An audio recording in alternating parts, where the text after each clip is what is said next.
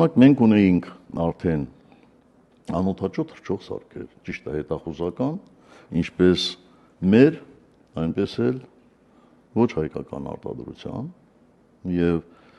բացի դրանից ամբողջ զորքը գոնե մեր ժամանակ արդեն ապրիլյանից հետո այդպեսին էր։ Ունեին գիշերային դիտարկման սարքավորումներ եւ այլն, եւ շատ հստակ կարելի էր տեսնել, թե իրոք այն վտանգը, որ կա, որ գործողությունները առավոտյան պետք է սկսվեին,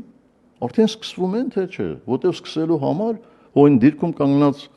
հակառակորդը չէ հարձակվելու։ Նոր ստորաբաժանումներ գային զորքերի համախմբում կլներ, դա անհնար էր չնկատել։ Եվ կսպասեի մինչև այն պահը,